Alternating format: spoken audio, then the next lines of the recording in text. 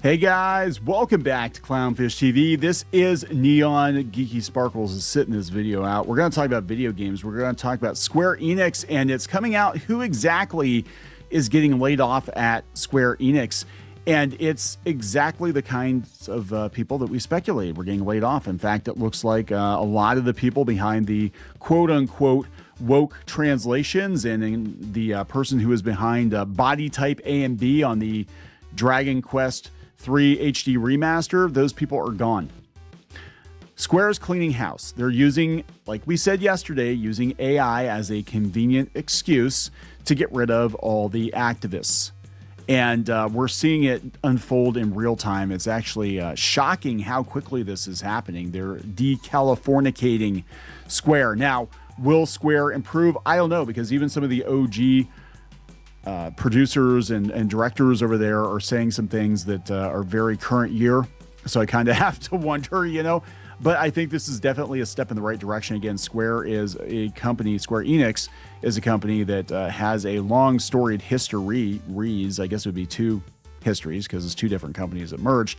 And they really have done their legacy IP dirty over the last few years. It's disgusting to see. And there was a whole conversation about the body type A and B in a retro game. Like I would expect it in a new game, but to go back to a 30-plus-year-old game and be like, yeah, we're gonna make it, modernize it for current generation. We're gonna censor it. We're gonna alter Toriyama's artwork, after his passing and all that, just to be current year. So California, Portland, and Brooklyn are not offended. Is really stupid. But these people are all getting gone. And we're going to go down the list and gotta give a hat tip to Grums and the Reunion on X. They've been keeping track of who is getting gone, and there are a lot of people getting gone from Square. So before we get into it any further, please subscribe for more pop culture news, views, and rants, guys. Hey, we're going to be beefing up our paid offerings going into 2026, guys. If you go out to more.clownfishtv.com. We've got exclusive podcasts and content. We're actually coming up with a game plan for 2026, so check that out. And also, we're going to be offering up the forums. We're going to have private forums for people who join more.clownfishtv.com. And we got a few other surprises too, but the reason we're doing that is we don't trust YouTube. So you can't trust YouTube these days. Things are getting pretty weird. But let's talk about this. So this comes from the Reunion. This is, let's see here. Is it Nearly Moda, marketing manager at Square-Enix, has been laid off. Okay. She's from London. And she was in charge of, Square-Enix's Dragon Quest portfolio across Western territories, including Dragon Quest 3 HD 2D Remake, which people had huge issues with because they were taking gender away because it made people feel bad. This 30-plus-year-old game. Assistant marketing manager, UK and export. Being a person of color and a woman in the industry, she said, I feel it's important to represent my heritage and make my voice heard. Who cares? Who cares what your skin color is? Who cares what your gender is? Who cares who you like to have sex with? Right? Apparently, they're obsessed with it because, body type A and B and not male and female in an old game. So, and then they had to make sure they kind of neutered the artwork. But that person is getting gone. This is the global brand manager at Square-Enix External Studio, Anne Lou, I can't pronounce these names, Groboy Favois. She was a star mentor of the lobbying agency Limit Break Mentorship, along with Final Fantasy 16 actor Ben Starr. Seems Square-Enix voice actors are also aligned with these ideologies. So, Limit Break, from my understanding, is an activist group within Square that's about bringing more DEI basically into Square. And that would probably explain everything that's been going on with them over the last couple of years, right? And I think Japan has had it. They've hit their limit, and now they're breaking with them. 5 years at Square. Yeah, Square's been pretty fucked for about 4 or 5 years now. I can't think of too much worth buying from them. Octopath Traveler, Fantasia Fantasian. But that actually was the Gooch and not them. It was Mist Walker. Yep. On the eve of my 5th year anniversary at Square, I'm sad to announce I've left the external studios team. I've met a lot of exceptional people, made some lifelong friends. So it's been an emotional goodbye for me, but it was time to move on. No. Ann Lou, you got pushed out the door. Is what happened. They're like, oh, you're an activist. You're causing problems. You're losing us money. How many of these people were behind Forspoken? I have to wonder, like, did we have people that were behind Forspoken? So yeah, Limit Break Mentorship. So we're thrilled to have over 500 plus mentors signed up to Limit Break 2024. They have star mentors. Ann Lou says, don't be afraid to ask any and all questions. Be vulnerable when you're comfortable so I can give you the best possible support. I haven't really looked into them super closely. But my understanding with Limit Break Mentorship was it was about mentoring people, but mostly the right kinds of people and bringing them into the fold at Square. And I think they're like, yeah, we're done. Pirate Nation has narrative designer from Square-Enix, previously Life is Strange, terminated.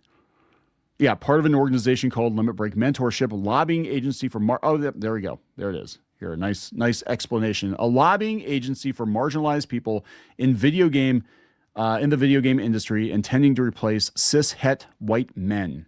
Did they say that? Rhiannon Gorman Murphy. They all have hyphenated names. Got laid off. Unfortunately, found out that I'm impacted by the latest Square Enix layoffs whilst on my honeymoon. Well, that sucks. Gonna be honest, I don't know what to do now, so I'm just gonna think about things for the foreseeable. I don't know what to tell you either, because all these companies are laying off people like you.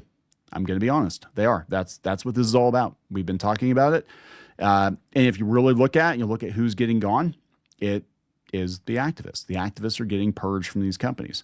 Square was my dream company. Now I'm shattered. Yeah, Square used to be my dream company too. It was my favorite video game publisher.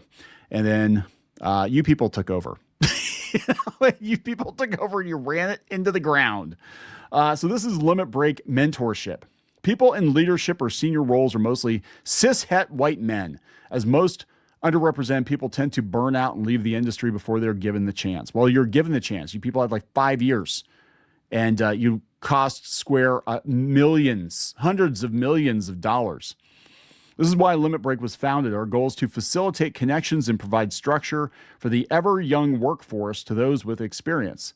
We want our participants to grow and have the chance to advance their careers and keep the games industry rich with diverse talent and passion. Yes, so what they're going to do is use the middle-aged, veteran, cis-het white man, even though it's a Japanese company, so that's kind of weird, but right. But they're going to use the experienced men to bring the diverse talent in, and then the experienced men are going to get pushed out. That's what they thought. But somebody played the Uno reverse card, and it's actually, working in reverse. They're keeping the experienced people who know what the hell they're doing, and they're getting rid of all of these other people that thought they could just kind of ride in because they had the right check boxes. And that's, it's not working out very well for them. The UK games industry census 2022 introduced by Yuki showed that 67% of people working in the games industry are male. Oh no, compared to 30% female and 3% non-binary. Female representation in the workforce is significantly under the national average of those in work, as well as less than in cultural and creative roles more generally. Okay, so here's the thing. People that work in industries like video games or tabletop games or comic books or whatever tend to have been fans first. And historically, there were more guys that were into games. So therefore, they grew up and they got a job in the industry. And that's basically what happened. It wasn't because it was being sexist. It wasn't because it's because those are the people who grew up playing these games. They're the people who actually went into the industry. Or early video game nerds were like programmers. Tabletop games. We had a lot of middle-aged men that played war games. You know what I'm saying? It wasn't something that was like super female friendly. Now there always have been women in video games ever since the very beginning, but yeah, there aren't as many of them. And like I said, it's as the video game industry became more geared toward men, which it did for a while. They basically had to pick a pink or a blue aisle, so they marketed Nintendo especially, and going into N64 and PlayStation, all that tended to be more of a boy thing, even though Atari was pretty much for everybody. But then they had to kind of pick a lane, and they kind of went with the male demographic. I'm just saying that's what happened. So you did attract more men to the industry. It didn't mean that women were not allowed in the industry. It didn't mean that women weren't prominent members of the industry. Ask Roberta Williams how that's going. But it is what it is, right? So that's why the numbers are the way they are. I'm just saying. But that doesn't mean it's problematic and you have to push people out. I mean, you want talented, experienced people working for your company. You don't push them out because, well, it's like Logan's Run, right? You're 35 years old and you're a cis-het white male, so get the fuck out. We'd rather just lose hundreds of millions of dollars and let these people come in and make games that nobody wants to play, like Forspoken. There we go. The game sector is a young industry with 2/3 of the people working in the sector age 35 or under, but only 54% of people in the industry have worked in the sector for 5 years or more. Yeah, well, part of that is the game industry blew up too quickly, and now there's a massive correction taking place because the AAA gaming industry, as it is right now, the Western AAA gaming industry is not sustainable. There's a lot of venture capital, a lot of huge failures. Asmongold, welcome home.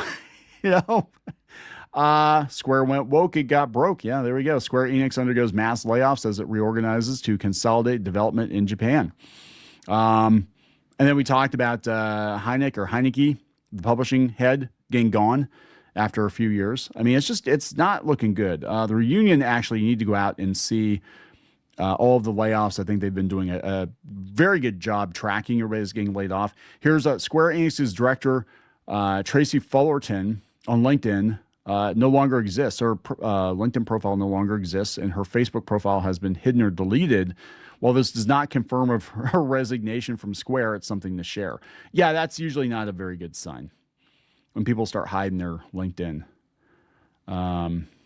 It's Tracy Fullerton. Now, I don't know what Tracy Fullerton was responsible for. I think they found the origin of the problem at Square-Enix. Yeah. So, yeah, they said this is the equivalent of the Red Wedding in Game of Thrones. It is. They're just gutting mostly activists. And this is what we were talking about. Geeky and I were talking about yesterday. It looks very targeted. They're using AI as a cover. But the reality is they want the wokesters out of their company because they're destroying the company. And you're going to see this across all of tech. You're going to see this across all of gaming. And when they feel like they've gotten rid of enough people and the people they have left are competent, then they'll start hiring people back, and then they'll make a big deal about how, like, yeah, guys, we tried AI and we still believe in AI, but we really want humans. We want that human component. So we're bringing some people back, or we're hiring humans now at Square-Enix, and they'll hire the right humans. They'll hire the experienced humans. They'll hire the humans that you would kind of expect when you look at a Japanese RPG. You have a certain expectation. It's usually some dorky looking Japanese guy. Maybe he plays a little rock and roll or something. That's usually what you have in your head. And we'll see more people like that, I think, working at Square again. And, maybe we'll go back to making good mainline Final Fantasy games again. That would be great. It's been a long time since we've had a really good mainline Final Fantasy game. So I'm going to wrap it up. Please subscribe. Guys, again, check out more.clownfishtv.com. That's more.clownfishtv.com. And we'll talk later.